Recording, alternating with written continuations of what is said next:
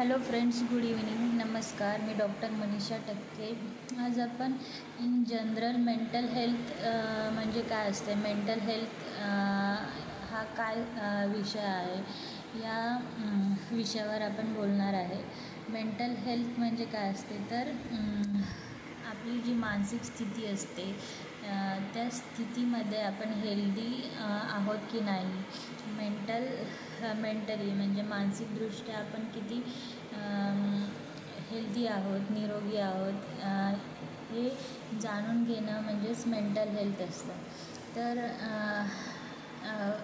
उदाहरण द्यायचं झालं तर आपले शरीर असतं ते पेशींपासून बनलेलं असतं आणि या पेशींमध्ये वेगवेगळ्या प्रकारचे सिग्नल्स असतील. म्हणजेच आपल्या 5 इंद्रियांद्वारे जे सिग्नल्स आपण पेशीपर्यंत नेत असतो ते म्हणजेच आपलं जो जेनेटिक मेकअप असतो, ज्या जनुकीय गुणधर्मावर आपलं शरीर हे सेन्सेस, या 5 सेन्सेसद्वारा आपलं सेल फंक्शनिंग म्हणजेच पेशींचं कार्य चालू असतं. तर ज्या सेन्सेस द्वारे आपण वेगवेगळ्या प्रकारच्या गोष्टी या आत्मसात करत असतो आणि त्या आत्मसात केलेल्या गोष्टींद्वारे आपण ते सिग्नल्स हे पेशींपर्यंत पोचवत असतो आणि त्यावर आपलं शरीराचं कार्य हे अवलंबून असतं. तर जेव्हा आपल्याला कुठलाही स्ट्रेस असतो तर हा जो स्ट्रेस हा आपल्या इंद्रियांनी आत्मसात केलेल्या गोष्टींवर अवलंबून असतो. तर एखाद्या माणसाला कुठलाही स्ट्रेस असेल, फॉर एक्झाम्पल आपण कोणत्याही प्रकारचा स्ट्रेस घेतला तर प्रत्येक 5 लोक असतील तर प्रत्येकाचा तो स्ट्रेस घेण्याची जी पातळी असते किंवा तो स्ट्रेस आत्मसात करण्याची वृत्ती ही वेगवेगळी असते. म्हणजेच ती त्याच्या जनुकीय गुणधर्मावर अवलंबून असते. म्हणून जर एखाद्या व्यक्तीला त्या मध्ये जर तो आत्मसात व्यक्ती कोणत्या प्रकारे आणि किती तीव्रतेने करतो यावर त्याची लक्षणे अवलंबून असतात. म्हणजेच त्या 5 व्यक्तींपैकी त्या स्ट्रेसमध्ये एका व्यक्तीला सांधेदुखीचा त्रास होत असेल, दुसऱ्या व्यक्तीला थायरॉईडचा त्रास असेल, तिसऱ्या व्यक्तीला मधुमेह असतील, अशी प्रत्येक व्यक्तीला वेगवेगळे आजार होऊ शकतात. हे प्रत्येकाच्या जनुकीय गुणधर्मावर अवलंबून असतो. आणि हे जे परसेप्शन असतं म्हणजेच त्या स्ट्रेसचा आकलन ज्या पद्धतीने आपण करत असतो त्यावर आपला शारीरिक असमतोल अवलंबून असतो. त्याच्यामुळे पेशींपर्यंत आपण हे सिग्नल्स किती प्रमाणात पोचवतो, म्हणजेच आपल्या शरीरामध्ये असणारे जे इंद्रिय आहेत, बाह्य इंद्रिये, डोळे असतील, नाक असेल, जीभ असेल, त्वचा असेल, कान असतील, तर या सर्व इंद्रियांचं जे आकलन असतं कुठलाही स्ट्रेस घेण्याचं, याच्यावर आपली स्ट्रेस लेवल म्हणजेच जो जनुकीय गुणधर्म असतो हे दोन्ही एकमेकांशी रिलेटेड असतात, म्हणजेच कनेक्टेड असतात.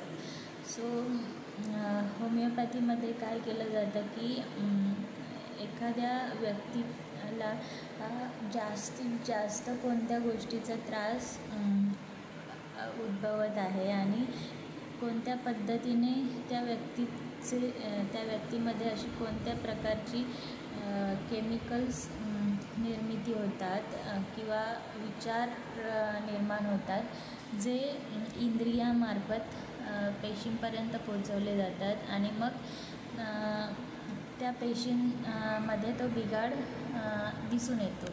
तर अशा विचार पद्धतीवर आपण औषध दिलं जातं आणि हे विचार किती जुनाट आहेत किंवा की ते आता म्हणजे काही दिवसांमध्ये उद्भवलेले आहेत, यावरून त्या उपचाराचा वेळ हा अवलंबून असतो. त्यालाच क्रॉनिक आणि अक्यूट असे 2 भाग या पद्धतीमध्ये असतात. क्रॉनिक म्हणजे काय, तर खूप वर्षानुवर्ष सततच्या स्ट्रेसमुळे, टेन्शनमुळे जो परिणाम आपल्या अवयवावर झालेला असतो, म्हणजेच त्या विचारांचा परिणाम एखाद्या अवयवावर होत असतो, त्यालाच क्रॉनिक असं म्हणतात. आणि अक्यूट म्हणजे 2-3 दिवसामध्ये किंवा एका महिन्याच्या आतमध्ये जे आजार होत असतात, त्यालाच अक्यूट असे म्हणतात. तर या सगळ्या हे जे 5 आपले इंद्रिय आहेत, त्याच्या आकलनानुसार जे सिग्नल्स आपण पेशीपर्यंत पोचवत असतो, मग त्याच्यानुसार पेशींचं कार्य व्यवस्थित चालू आहे की नाही हे ठरवलं जातं. त्याच्यामुळे 5 इंद्रियांचा समतोल असणं म्हणजेच आपली मेंटल हेल्थ हे व्यवस्थित असणं. बिकॉज या इंद्रियांमध्ये बिघाड म्हणजे त्यांच्या आकलनामध्ये जोपर्यंत बिघाड होत नाही, तोपर्यंत हेल्दी इंडिव्हिज्युअल हा आजारी पडू शकत नाही. त्याच्यामुळे जे होमिओपॅथीमध्ये पूर्ण व्यक्तीचा अभ्यास करूनच आपण औषधं ही दिली जातात. म्हणजेच त्याला कोणत्या प्रकारचा स्ट्रेस हा जास्तीत जास्त प्रमाणामध्ये आहे, तर तो स्ट्रेस जाणून घेऊन तर त्या पद्धतीचं औषध एक्झॅक्टली ॲज इट इज जो पेशंट आपल्याला सांगत असतो ते दिलं जातं. त्याच्यामुळे आणि याच्यामुळे पूर्णपणे माणूस हा तो स्ट्रेस रिमूव्ह केल्यामुळेच पुढचा जे मेटाबॉलिझम असेल किंवा पेशींचं कार्य असेल ते पूर्ववत पुन्हाच्या स्थितीला येतं. एक्सेप्ट तर म्हणजे काही जे परमनंट डिस्ट्रक्शन झालेलं आहे, तर अशा केसेसमध्ये आपण ते रिव्हर्ट करू शकत नाही. काही आजार हे इरिव्हर्सिबल असतात, म्हणजेच पुन्हा ते रिव्हर्ट आपण करू शकत नाही. तर एक्सेप्ट अशा आजारांना सोडून जे आजार आपण रिव्हर्ट करू शकतो, जिथे पुनर्निर्मिती पेशींची आपण करू शकतो आणि विचारांमध्ये परिवर्तन घडवून औषधांद्वारे आपण त्या पेशींचं कार्य व्यवस्थित करू शकतो. याच्यासाठी मेंटल हेल्थ म्हणजेच कोणताही डिस्टर्बिंग केमिकल आपल्यामध्ये निर्माण होतं का, त्याच्यावर पेशीचं आरोग्य अवलंबून असणार. त्याच्यामुळे हे जे सिग्नल्स जे इंद्रियांद्वारे आपल्या ब्रेनमध्ये पोचवले जातात किंवा ज्या केमिकल्स किंवा ज्या विचारांची आपल्या ब्रेनमध्ये निर्मिती होत असते, ते अतिशय जास्त प्रमाणात असतील तर त्याचा रिझल्ट म्हणजेच आपल्या अवयवांवर त्याचा परिणाम होत असतो.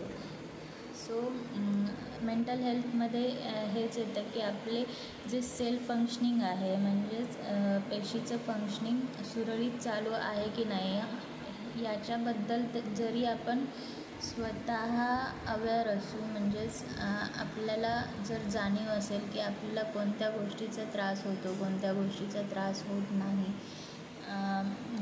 मेंटल वाईज म्हणजेच मानसिकदृष्ट्या, तर आपण मेंटल हेल्थ राखण्याकडे किंवा व्यवस्थित मेंटेन ठेवण्याकडे वाटचाल करू शकतो. मेंटल हेल्थ हा खूप मोठा विषय आहे. आपण कितीही बोललो तरी हळूहळू आपण पुढच्या लेक्चर्समध्ये तो कंटिन्यू ठेवण्याचा प्रयत्न करू. त्याच्यामुळे प्रत्येकाची मेंटल हेल्थ ही चांगली असणं गरजेचं आहे. त्याच्यावरच आपण आपल्या लाईफमध्ये आनंदी आणि शांततेमध्ये पीसफुली जगू शकतो. थँक्यू.